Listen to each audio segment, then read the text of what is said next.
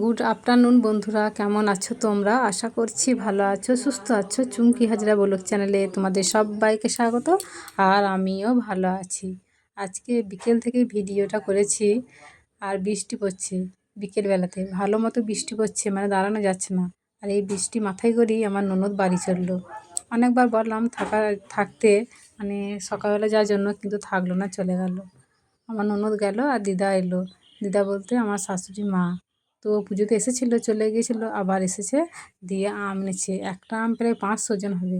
দুটো এনেছে এরকম। সেই আমগুলো বসে কেটে সবাই মিলে ভাগ করে খেলাম। দিয়ে এখন বাসনগুলো ধুতে এলাম। পুজো হয়ে গেল প্রায় আজকে 5-6 দিন হলো, তবুও যেন পুজোর জের কাটছে না। পাতাতে খাওয়া দাওয়া এখনও চলছে। দুপুরবেলাতে খেয়েছিলাম, তো সেই জন্য বাসনের পরিমাণটা কম হয়েছে। পাতায় যদি না খেতাম তাহলে যে বাসন কত জড়ো হতো তার নয় ঠিক। আর দিদা যখন আমগুলো নিয়ে এলো, বড় বড় আমগুলো দেখে ভাবলাম যে আমগুলো সব টক হবে, কিছুই খাওয়া যাবে না। কিন্তু না গো, খেতে গিয়ে দেখেছি কি মিষ্টি, মধুর মতো মিষ্টি। বাড়িতে লোকজন ছিল, সেই জন্য মাছ মাংস জেরও ছিল। তো বাসনগুলো এত মাজছি আমি সাবান দিয়ে, তা তেলের প্যাচপ্যাচে নেওয়া যাচ্ছে না, হাতগুলো শুধু প্যাচপ্যাচ করছে। মানে এত তেল প্যাচপ্যাচ করছে সেই কদিন ধরে, মানে পুজো 2 দিন ধরে যে এমন হচ্ছিল বাসনগুলো। কলে জলটা দিয়েছে, খুব ভালোই হয়েছে, তো বাসন ধোয়ার কি সুবিধা হচ্ছে একটা একটা করে। আর কত বাসন যে নেমেছে, এবার সব গুছিয়ে ভরে রাখতে হবে। এত তো দরকার নেই, যত থাকবে তত হেঁটে হবে, তত নোংরা লাগবে, তাই না? ভাত খেয়েই আমার ননদ বেরিয়ে পড়লো 3টের সময়। আর আমরাও আজকে আর শুইনি গো, সব কাজগুলো গুছিয়ে নিই, বিকেলে কাজকর্মগুলো দিয়ে তারপরে গিয়ে একটু বসবো।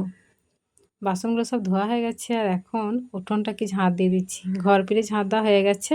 আর দেখো জলে জলে ভর্তি, ঘর পিড়ে উঠোন সব জলে জলে ভর্তি, মনে হচ্ছে জল ঢেলেছি। ক বছর ধরেই দেখছি এত সময় সময় বর্ষা চলে আসছে না, তো বর্ষা এসছে আর যেতে চাইছে না। কতদিন ধরে থাকছে সেই বর্ষা। ঝাঁট দেওয়া হয়ে গেছে, আর এখন কাপড়গুলো মেলে দিচ্ছি, ভিজে কাপড়। দিদা তো ওই জলে ভিজে ভিজে এলো, সব কাপড়গুলো ভিজে গেছে, ওই যে দাঁড়িয়ে রয়েছে কলতলাতে। তো আমি এখন মেলে দিচ্ছি।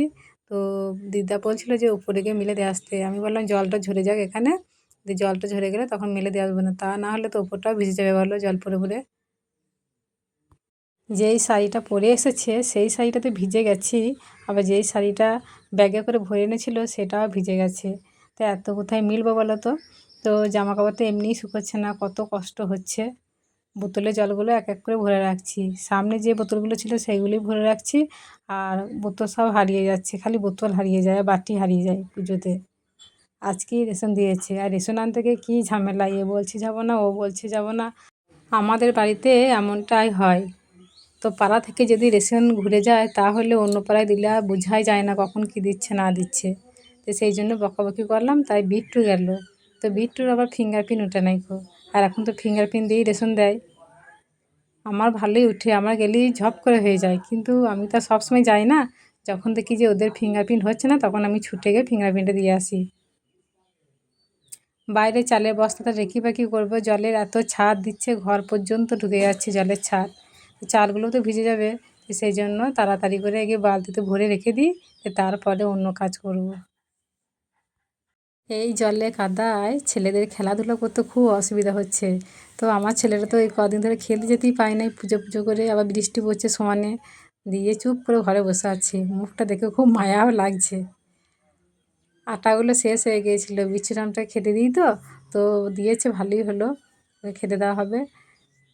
বিকেলবেলাতে কাজ করতে গেলেও কিন্তু অনেক কাজ, বলো টুকটাক টুকটাক করে অনেক কাজ করা হলো। দিয়ে এখন চুলটা আঁচড়ে নিলাম। আর দিদা দেখো কেমন ঠেস লাগিয়ে শুয়ে আছে, ও শুয়ে থাকতেই বেশি পছন্দ করে। এই বিকেলবেলায় মনে হয় একটু বার দিয়ে গিয়ে কারোর সঙ্গে একটু গল্প করি, একটু কথা বলি, কিন্তু তার কি আর সুযোগ আছে? জলে কাদায় কোথায় দাঁড়াবো? সন্ধ্যেবেলায় আমি সন্ধ্যে দিলাম, আর ওইদিকে আমার শাশুড়ি আটাগুলো মাখিয়ে বেলে দিল লুচি করার জন্য। দেখো আমি লুচিগুলো করে নিচ্ছি, আর প্রত্যেকটা লুচি এত ফুলছে, ব্যাঙ ফোলার মতো ফুলছে, যে কটা আর কি ছেঁকেছি, খুব সুন্দর ফুলছে। তো রাত্রে ভাত রান্নার প্ল্যান ছিল আর কি, কিন্তু রান্না করব না, এই লুচি আর চা করি সব খাবো। অল্প কটা ভাত আছে, জল দিয়ে দিয়েছি, যে খায় খাবে। এই লুচি আর চা খেয়ে আর কেউ ভাত খেতে পারবে? এই খেতে খেতেই মানে 8টা বেজে যাবে। তো কেউ খায়ও নি। এই যে সব হয়ে গেছে, আমি 3-4টে লুচি হাতে নিয়ে বসে আছি, চা খাচ্ছি, সবাইকে দিয়ে দিয়েছি, সবাই খাচ্ছে। তো আমরা কেউই আর ভাত খাইনি, খেয়েছিল শুধু আমার ছেলেটা। আমার ছেলেটা এখন লুচি খেতে খুব ভয় করে। আগে এই লুচি খেতে এত ভালোবাসতো, প্রায় দিনই খালি বলতো লুচি করো, আর এখন লুচি করে হাতে ধরিয়ে দিলেও খায় না। ওই দেখো, ও চা নিয়ে খাচ্ছে শুধু। আমরা বলছি একটা নিয়ে খা, তাও খাচ্ছে না। আর এদিকে বিট্টুর বাবাকেও দিয়ে দিয়েছি থালাতে লুচি আর চা। লুচি খেলে শরীর খারাপই হয়, তবুও মাঝে মাঝে খেতেও মন হয়। তো যাই হোক বন্ধুরা, ভিডিওটা আজকে এই পর্যন্তই। দেখা হচ্ছে আগামী পর্বে। সবাই সুস্থ থাকো, ভালো থাকো, টাটা।